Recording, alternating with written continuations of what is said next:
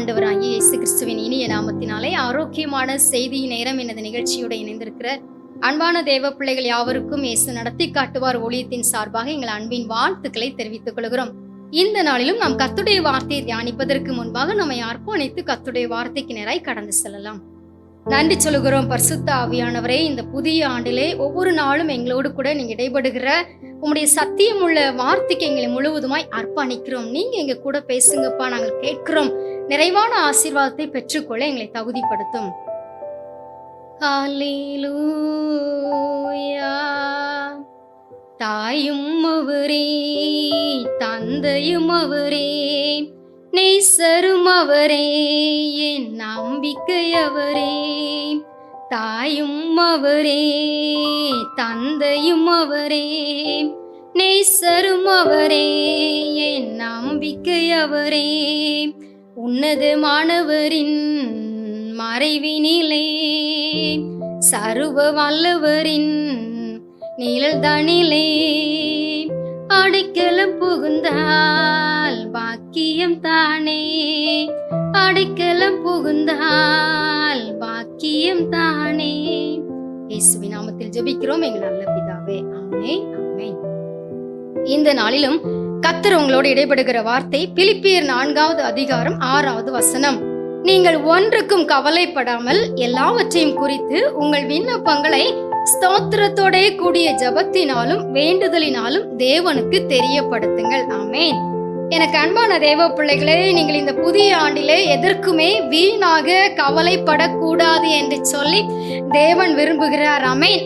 ஆனால் இந்த உலகத்திலே கவலைப்படாத மனிதர்களே கிடையாது. சிலர் சரீரத்தை குறித்து கவலைப்படுகிறோம், நம்முடைய வேலை காரியம், தொழில் காரியம், பிள்ளைகளுடைய படிப்பு, எதிர்காலம், நம்முடைய தேவைகள் என்று சொல்லி நாம் நம்முடைய கவலைகளை நாள் முழுவதும் சொல்லிக் கொண்டே இருக்கலாம். அப்படிப்பட்ட சூழ்நிலைக்குள்ளாக நாம் இருக்கிறோம். ஆனால் நாம் கவலைப்படுவதனாலே நம் சரீர அளவோடு ஒரு முழத்தை கூட்ட முடியாது என்று மலை பிரசங்கத்திலே நம் பரம தகப்பன் இயேசு சொல்லுகிறார். ஆமென்.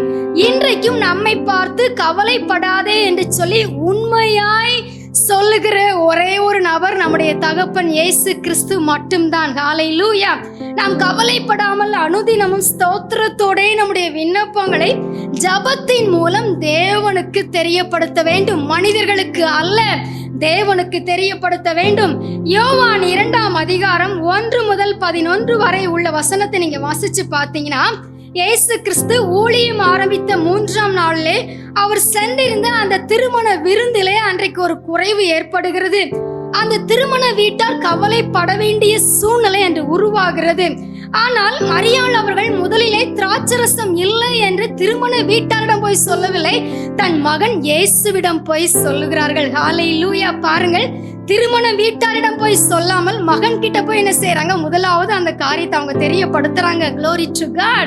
அந்த அற்புதத்தை அநேக கண்கள் காண ருசி நிறைந்த திராட்சை ரசத்தை அன்றைக்கு வந்திருந்த எல்லாருமே ருசிக்க முடிந்தது. தம்முடைய மகிமையை தேவன் அந்த இடத்திலே வெளிப்படுத்தினார். இன்றைக்கும் நம்முடைய வாழ்க்கையிலும் எந்த ஒரு காரியத்திற்குமே நாம் வீணாக கவலைப்பட்டு கொண்டிருக்காமல் மனிதர்களிடம் போய் நம்முடைய காரியங்களை போய் மணிக்கணக்காக உட்கார்ந்து ஷேர் பண்ணி அவங்க கிட்ட ஆலோசனை கேட்பதற்கு நாம் இடம் கொடாமல் தேவ சமூகத்திலே போய் நம்முடைய எல்லா காரியத்தையும் நம்முடைய விண்ணப்பங்களை ஸ்தோத்திரத்தோட கூடிய ஜபத்தின் மூலம் தேவனுக்கு தெரியப்படுத்தும் போது கண்டிப்பாக ஒரு தேவ சமாதானம் உங்களை நிரப்பி உங்கள் ஜபத்திற்கு பதில் தந்து உங்களை இந்த ஆண்டிலே கர்த்தர் கனப்படுத்த போகிறார். அதற்காக நாம் அர்ப்பணிக்க போகிறோம். நன்றி சொல்லுகிறோம் பரிசுத்த ஆவியானவரே. எங்களோடு கூட நீங்க தெளிவா இடைப்பட்டீங்கப்பா. நாங்க வீணாக கவலைப்பட்டு நீர் கொடுக்கிற நன்மைகளை பெற்றுக்கொள்ள தகுதியற்றவர்களாக நாங்கள் மாறிவிடக் கூடாது.